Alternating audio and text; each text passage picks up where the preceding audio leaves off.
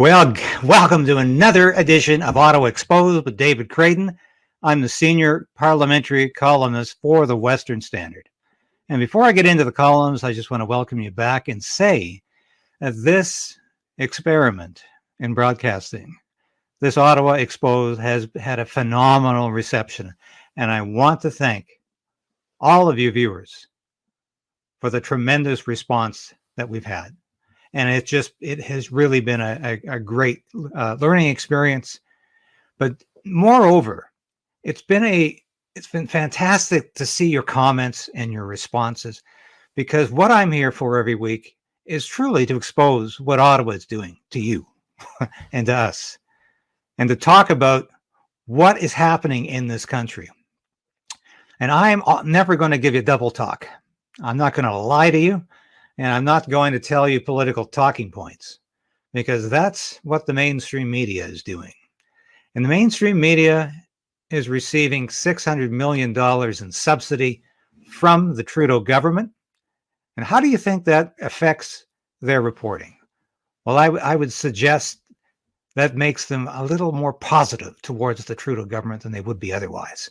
And let's not forget CBC, $1.6 billion annually. As the state media, Mother CBC, always telling us what the government wants us to hear. But here at the Western Standard, we are an independent media. We don't take a single cent in taxpayer subsidy. And that's why I'm free to talk about the truth. And I'd like to get on with one of the biggest stories of the week, which was the purchase of the F-35 Joint Strike Fighter. Now, I have supported this project for 15 years. That's how long it's taken for this to come to fruition.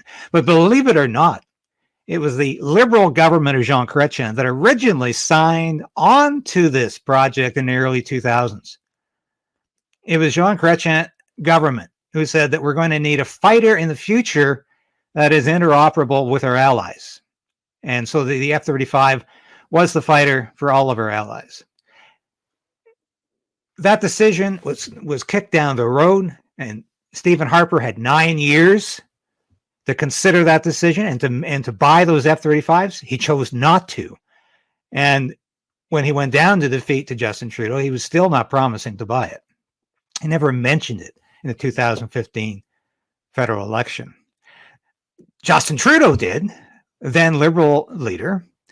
And he said Canada would never buy the F-35. It was a nightmare for taxpayers, as he described it. So 7 years later, his government finally decided to buy these.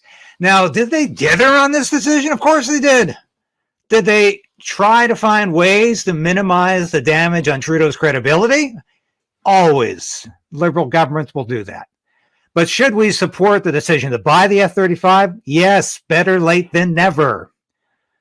And of course, it's ironic to me, and I mentioned this in my column this week, that it was Justin Trudeau's father, then Prime Minister Pierre Trudeau, who decided to buy the F-18s in 1982. Now do your arithmetic, that's 41 years ago. That's how old the F-18 is.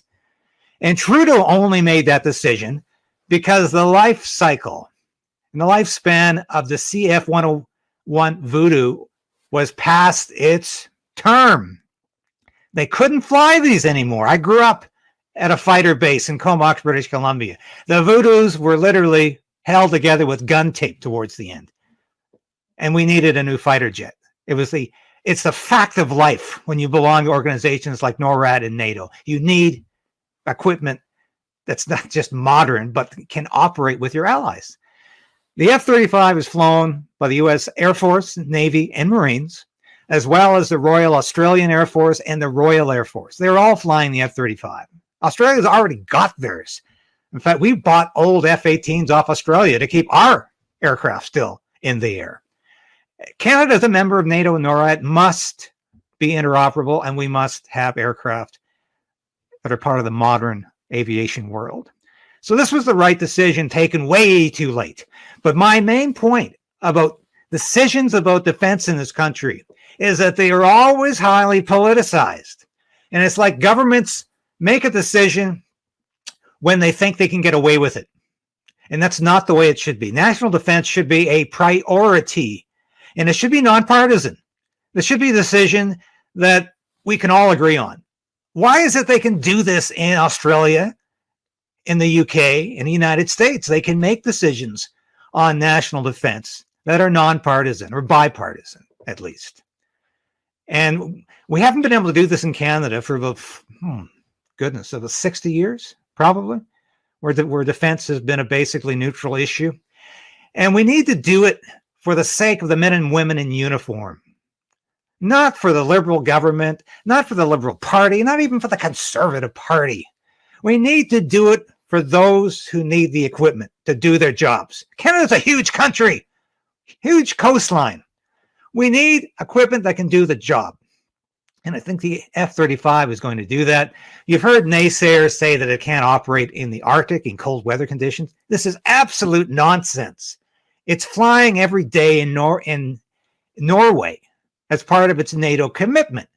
So don't give me this nonsense that it can't fly in the Arctic and it just has one engine, and so therefore the engine is going to fail. The people who tell you this are peace activists who don't know a single thing about aerospace engineering or defense needs. If the RCAF was not on the floor today saying, yes, thank God we've got an aircraft that we can use, I think I would doubt that they're getting the right aircraft. But there's a consensus out there amongst people who know that this is the right aircraft. And I'm glad this government's gone through with it. Way too late, way too politicized. But thank God defense needs are being met finally, at least in one category. So having said that, I want to move on to another highly politicized story of the week, which was Bill Morneau's book, which is coming out this week. You remember Bill Morneau? Bill Morneau was a former Liberal MP from Toronto and a finance minister for 5 years under Justin Trudeau. So he's got a book coming out next week. Very unusual title, by the way. It's called Where to From Here? A Path to Canadian Prosperity. The title is a bit ironic because when you read Morneau and you listen to his recent interviews, he thinks where we're going from here is into a national recession, which he says was spurred by too much government spending under Justin Trudeau. He overspent on the pandemic. Well, I think we can agree with Bill Morneau on this, even though he was certainly part of that initial spending. But Trudeau went crazy with pandemic spending. And per capita, he spent as much as Joe Biden, President Joe Biden in the United States, where they spent trillions of dollars on pandemic spending with very little accountability about where this spending was actually going, who it was going to reach, who was going to help. Was it actually going towards COVID-19 relief, or was it going to pet political projects for the government? This has been the case in the United States and Canada, where COVID relief isn't really COVID relief. It's just government spending, more government spending under the aegis of pandemic relief.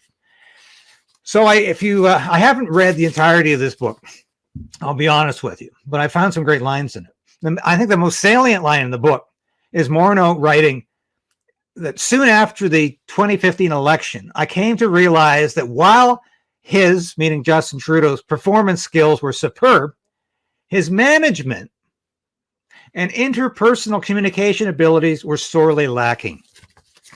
Now, why do you suppose Bill Morneau said performance skills? Because Justin Trudeau's an actor. That's the one job he's had outside of politics. He was a drama teacher, and I think he really fancies himself as a great actor. Look, anytime he makes a national appearance, or when he's discussing policy issues, he looks like an actor on the stage, or actually more like on a daytime soap opera. He's really good at performing, but there's a vacuity behind it, a lack of substance behind it, which I think Morneau found out. There's nothing there. This guy is all about ego. He just likes to spend money because it makes him look good. If he can spend trillions of dollars on programs that he says are going to benefit you, they're really going to benefit him because it looks like he's spending your money wisely. But he's not. He's wasting taxpayer money. It's not his money. It's not the government's money. It's your money. And he's siphoning it off for his pet projects and identity politics, as Justin Trudeau is wont to do. So I think it's important to remember that Morneau probably still harbors political ambition. I don't know if he wants to be the next leader of the Liberal Party or if he wants to be the prime minister someday, but he's careful to some degree to not go full throttle against Trudeau. And he holds back a bit. But in political memoirs, even this one, which I think is a tad premature for Morneau, because he might still have a future, but politicians today will write their memoirs 3 or 4 times. Look at Obama, Hillary Clinton. I mean, they're on their 3rd volume of their memoirs. They go on and on and on. So Morneau might be doing a 2nd volume as well.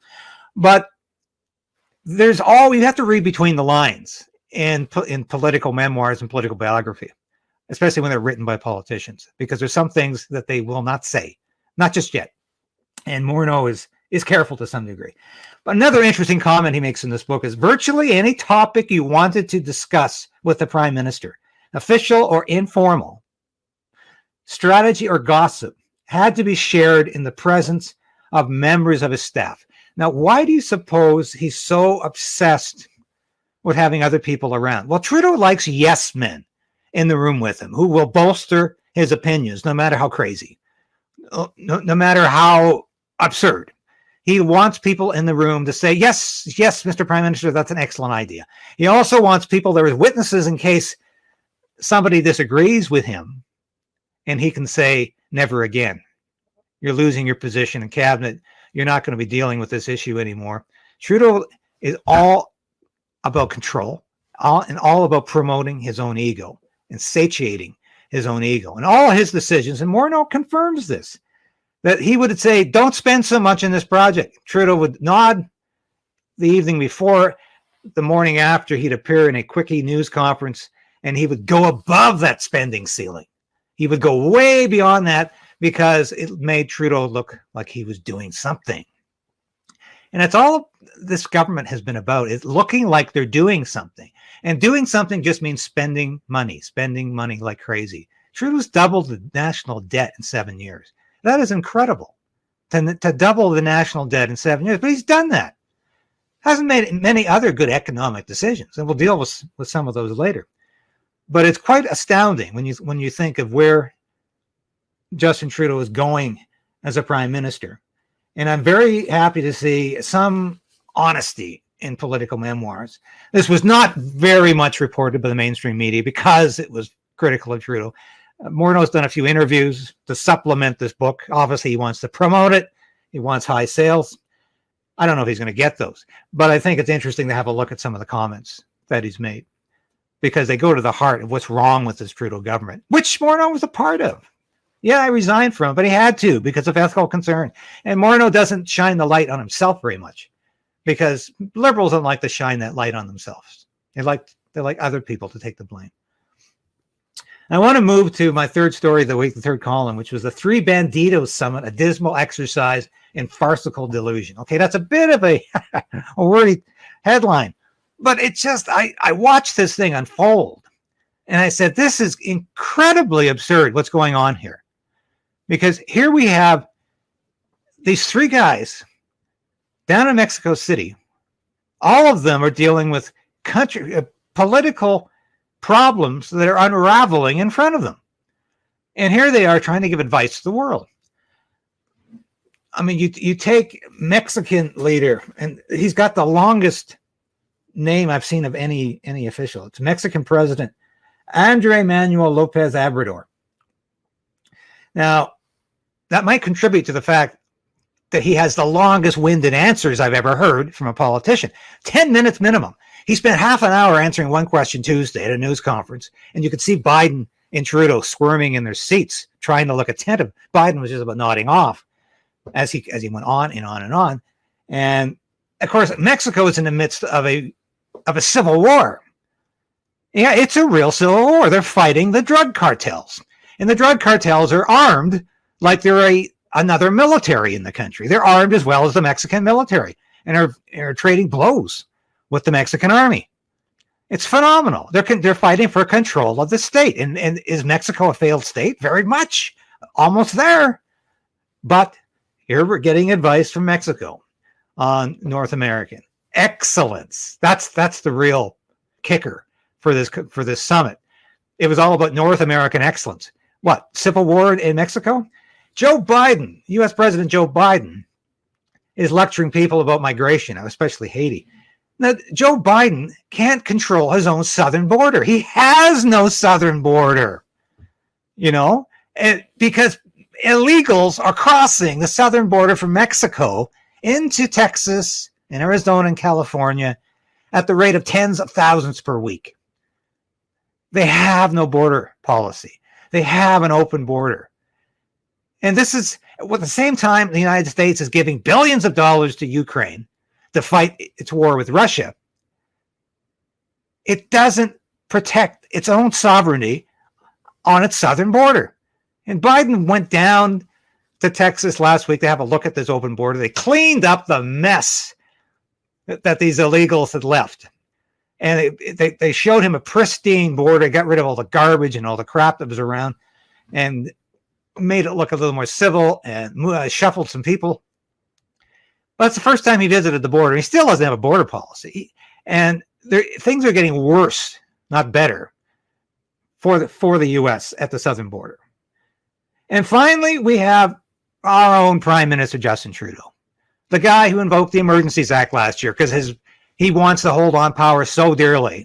He wants to be so authoritarian. He decided to clamp down on a bunch of peaceful protesters and truckers, blue-collar workers who Trudeau used to say he supported. That's how insecure he is. He has to use a draconian measure like the Emergencies Act to stop protests in his own country. This is also the guy, as I said, who doubled the national debt in 7 years and who said there was no business case for selling natural gas to Germany. No business case. Well, guess what? Germany found a business case with Qatar. Qatar found a business case for selling natural gas, and they're able to do it across the water. And Canada missed out on a multi-billion-dollar deal here. Now, Trudeau could have done one thing right as prime minister and signed off on this deal, but he's so afraid of looking like he has in any way enhancing fossil fuels that he backed away from it and made another colossal error. But that's what Justin Trudeau is all about. I love some of the comments at this summit on North American excellence. And here's Joe Biden. He's trying to remember something Trudeau said. When Trudeau just talks in bromides all the time, cliches and bromides. There's never any profundity in anything Trudeau says. But he's trying to remember something. And he said, that's something that we can do. I think your phrase was, pointing to Justin Trudeau, when we work together, we can achieve great things. Wow, isn't that a mouthful?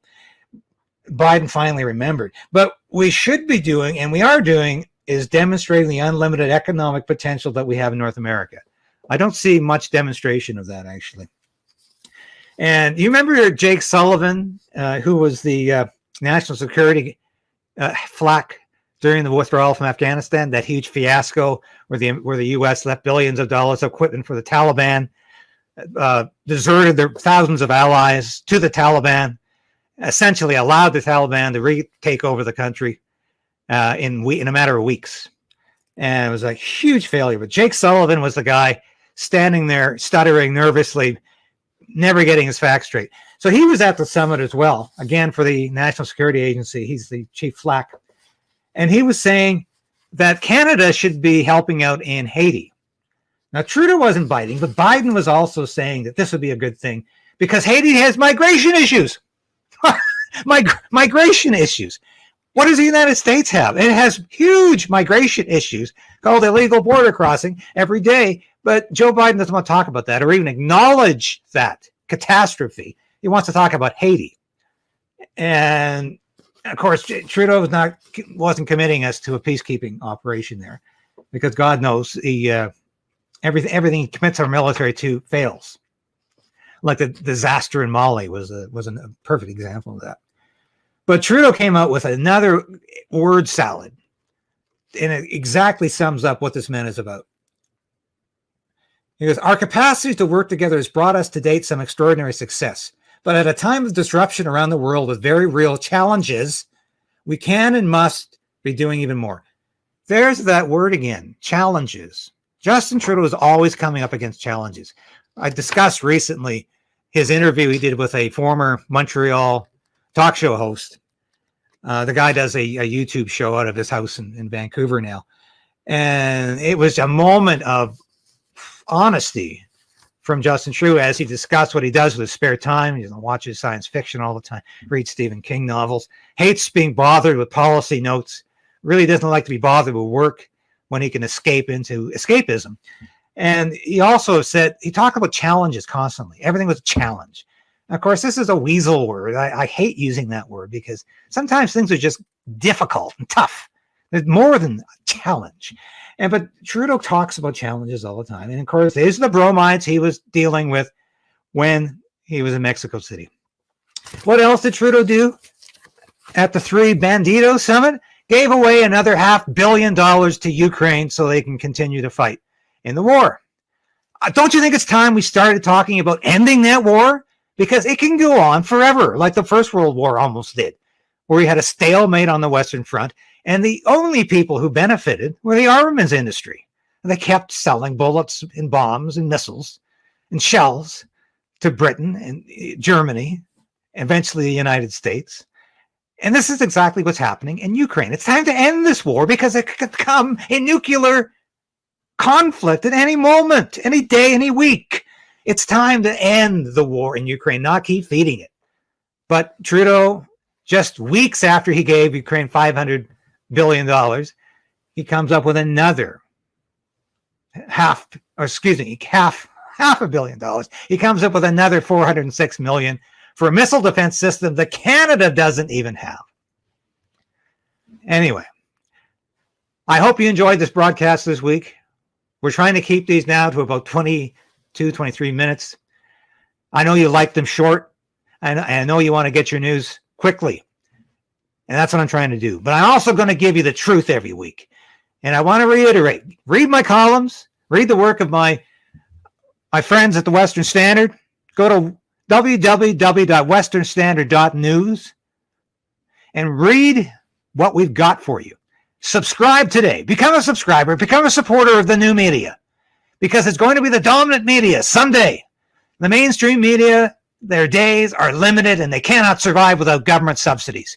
We don't take a single cent of your taxpayer dollars in subsidy. We pay our own way. And I tell you, you are responding in a phenomenal fashion. I thank you for watching this show this week. I'm going to continue to expose Ottawa every week as your columnist on Parliament Hill. The current Lethbridge feed grain prices are as follows. Cash barley's at $4.37, feed wheat's at $4.42, and corn's holding at $4.40 per metric ton. In the milling wheat markets, March Minneapolis futures gained 10 1/4 cents at $9.09, with local hard red spring bids for February movement at $11.55 per bushel. In the oil seeds, nearby canola futures increased $8 at $9.39.80 per ton, with delivered values for February movement at $18.82 per bushel. In the pulse markets, nearby red lentils remain at 33 cents a pound, and yellow peas are trading at $13.50 per bushel. In the cattle markets, February live cattle are down 52 cents at $157.22 per 100 weight. For more information on grain marketing, call me at 403-394-1711. I'm Sean Smith at Marketplace Commodities, accurate real-time marketing information and pricing options. Canadian Shooting Sports Association. Without the CSSA, our gun rights would have been taken long ago. These guys are on the front lines helping to draft smart and intelligent firearms regulations and legislation in Canada, and more importantly, educating the public about how we keep guns out of the hands of the wrong people. To become a member, it's absolutely worth every penny. You can become a Western Standard member for just $10 a month or $99 a year for unlimited